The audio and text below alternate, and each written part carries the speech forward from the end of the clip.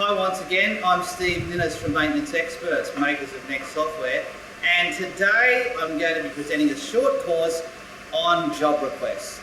I'm not actually going to be talking about making the system work. I'm talking about the whole thing, you know, about philosophy, about why you do it, why you should do it, why it doesn't work. And then in another video, I'm sure that I'll refer to our own software, MEX, doing it. But in this case, you know, that doesn't matter. It's about the reasoning behind request systems.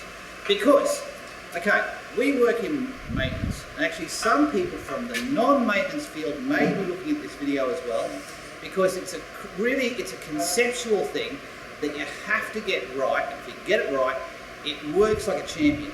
If you get it wrong, you might kiss your ass goodbye right now. And I can guarantee you that some of you, actually most of you, probably have a request system now. And you're probably looking at me going, make it work. Yeah, right. Like, we've never been able to do that. Always seems to fall over at some point. It's a pretty difficult job to make a job request system work. And by the way, just an aside here, we actually are doing this, thing in a shed. And it's bloody hot today, so if I'm sweating a lot, it's not nerves, it's bloody hot. It's just horrible, actually. And I'm looking forward to getting out of here. Okay, job requests, what are they? Basically, okay, you've got a job request system. You may have any type. It might be, bits of paper. Okay, you just have sheets of paper that people fill in, and they're usually done duplicate or triplicate, and they hand them round. Or it could be an online thing on a computer. Man, I'm a good drawer. So it could be a computer-based thing, and basically, well, that's a request system. It's one of those two, isn't it? And then that sort of stuff, it comes through to you. I'm assuming it's you because you're probably watching this going, how do I make this work? It goes through to a person who basically has to then do it. Okay. Now, my first thing is you must have one of these, okay? If you don't have one, you've got to have one. And the reason why is because, well, you've got to have some form of list. I always like to look at it, it's like the monkey on the back. If you don't have one of those, what happens is you walk through the workshop, or you walk through the plant, or you walk through, the hotel, or you walk through the function centre, whatever it may be, and what's going to happen is someone's going to turn to you and say, hey Steve, can you get this done? Hey Steve, can you get that done? And I term it as being monkey on the back. Because if you don't have a system, what happens is, what they've done is they've got a problem, they've got an issue, they've got something they want to have done. And it's like they've just taken the monkey, which is their problem, they've put it on your back, so it's now your monkey on the back. And the problem is, being the maintenance guy, if you don't have a system, we've got a million monkeys on our back, and we can't manage what's going on because it's all about remembering everything. It's all about you making sure you write it down or stick it in a computer or do whatever. So, simple as that. You've got to have some form of system. Now, basically it's pretty straightforward after this. That request comes through. Okay, what's the job of the maintenance person now? Just do it. Okay, just get it done. There's only one downside here though, and that is, normally, how many requests do we have? You don't have, here is my request. I have one request and that's all I've got to deal with. No, you have a pile that is that high. Okay, you've got a pile of requests sitting there that have to be done. And this is where, well, this is one of the reasons why things start to go really bad, because you can't keep up. You've got all the other work you're supposed to do. If it's in maintenance, okay, we're talking about you've got all the PM to do, you've got breakdowns to attend to, you've got people screaming who want things done because it needs to be done urgently, front of house type stuff, whatever it may be. And then you've got the requests, which are lower priority. Okay, when we get a chance, we'd like to have this done. The problem is, you end up with a list like this, and the view is of your company is that, why bother giving them a request? Because it's like a black hole. It's like, I will put my request in, whether it's paper or electronic, and I will never see it again. It's gone. And that's why you often see in request systems, you see people requesting it every week. Every week we just put the same thing in over and over again, because one day they might react. The fact of life is, we know it's there. why can't we get all this work done? Why can't this all be done? It comes down to resources and money. Reality. You can't do it. Like, you know, it's basically a process to say, hey, if you put a request in today, it's probably going to take, and you fill in the blanks there, what do you think it's going to take? Is it going to be 6 hours, 6 days, 6 weeks, 6 months, 6 years? Any of the above, really, isn't it? It's really comes down to how much work you've got outstanding. By the way, if it was only 6 hours, you go, wow, you know, is that really appropriate? I might be overstaffed. I might be spending too much money on this stuff if I can get things done that fast. There's always going to be a backlog of work of what has to be done.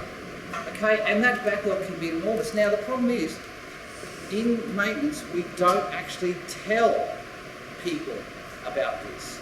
You know, so do you know what happens is, I keep putting these requests in, and what happens is, I'll go for a walk through the workshop, and if someone wants a request done, do you know what they always do? They'll grab you.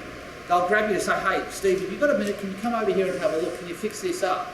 Because to them, it's the only way they can get a request done. And so what I'm coming down to is the real crux of this. It's about communicating. Okay?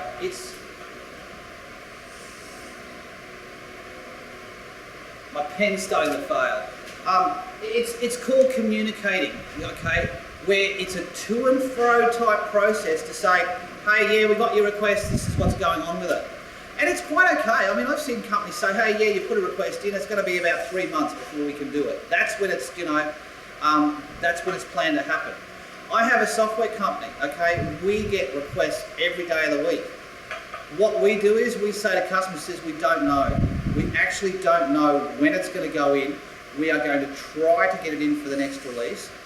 And they'll go, oh, but we want it faster, we want it now, we've got to have it in the next release. And you go, no, I've got this huge list of work here, okay? I've got this huge list of work, and it's like, if I do your request, which is number 1,000,002, you know, blah, blah, blah, if I choose to do your request, then this request at the bottom of the pile is going to get omitted from the system. Now, this guy or this person's been waiting for 3 months to have this job done.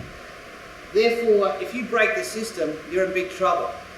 Okay, and also too, that only encourages, if you do that job, you're only encouraging people to then break the system all the time.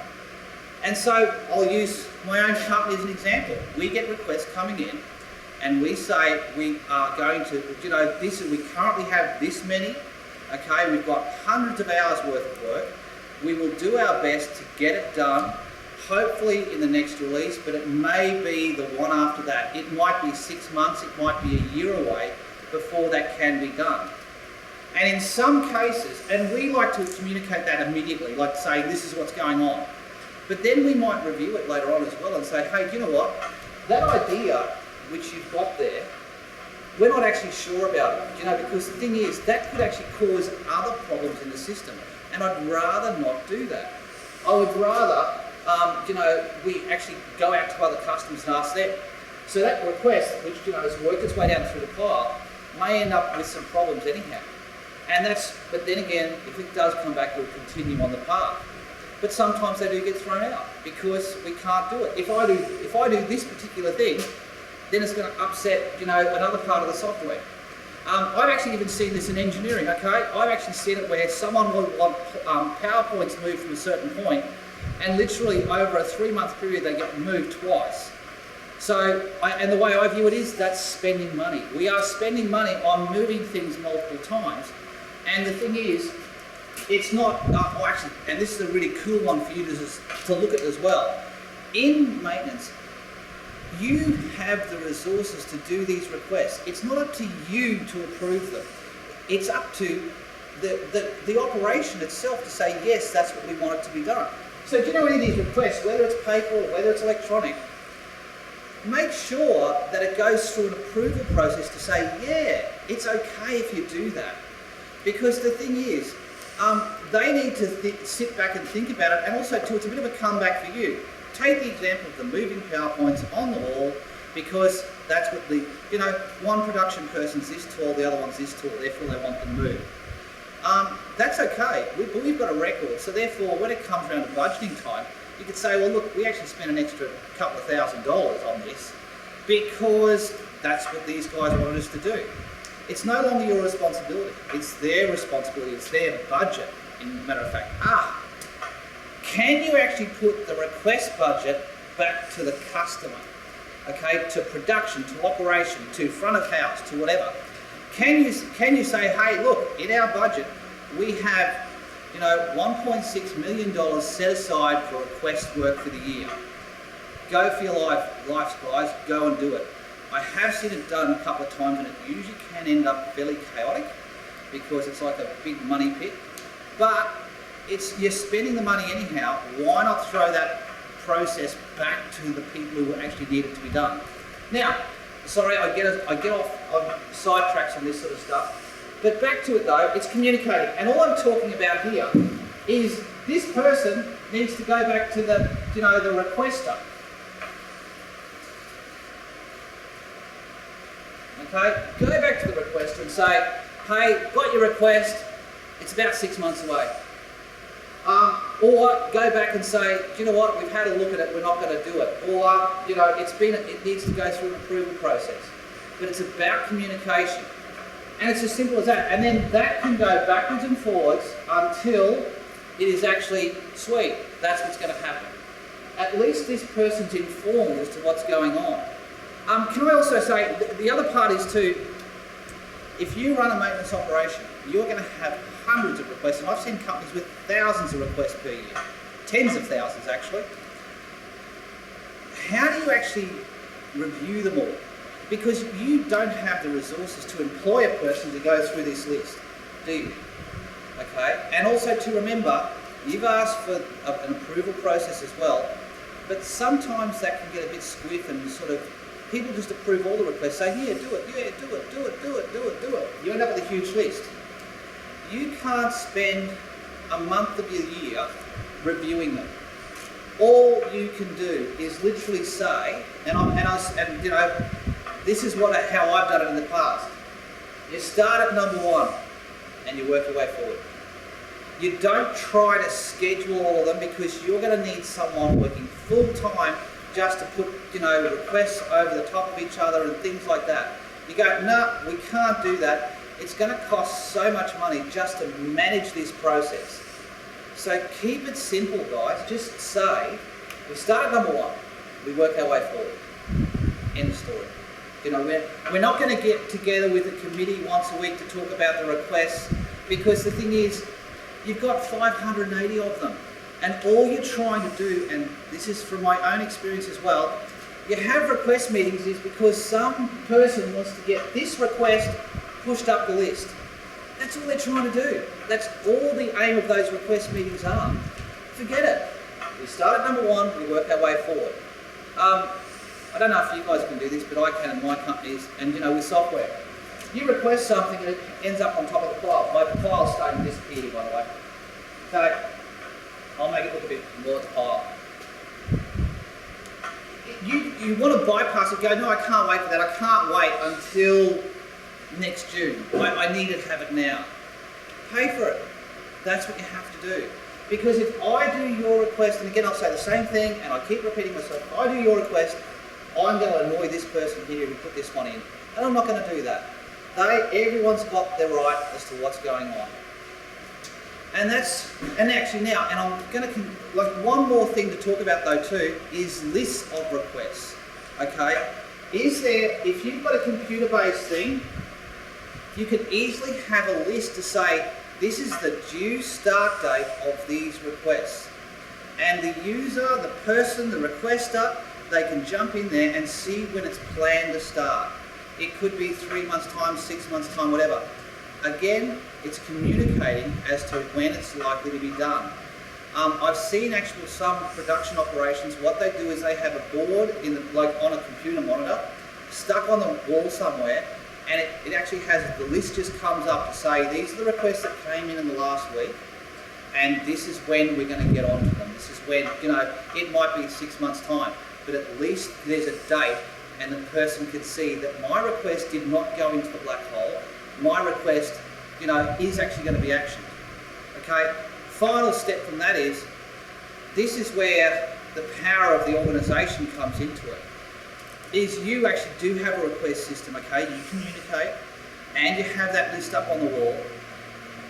If something does say it's going to be 6 months, it's going to be 10 months, it's going to be 2 years, the company is going to turn around saying, we need to do something about this. We need to make this function better. We need to put more money into it. Because that's what it comes down to is, how much money do you have to put in the request? But look at it this way. You now have the power, you now have that information there to say, hey, we're not playing games here. This is the list. It's got 1,800 items in it. That request is going to be 8 months away. And then the company can decide, they go, well, what do you need to get around it? And actually, I have seen this occur, okay, where you might get people in for a while, or you just may employ some full-time staff to get those little, these little requests done. So therefore, the people that are using the equipment, the people that are doing the job, are satisfied with what's going on. And on that note, hey, thanks a lot for listening. Hope you enjoyed it. It's just a brief chat about the whole thing about job requests, and in another one of these, I'll actually talk about using our online request system. So thanks a lot. See you later.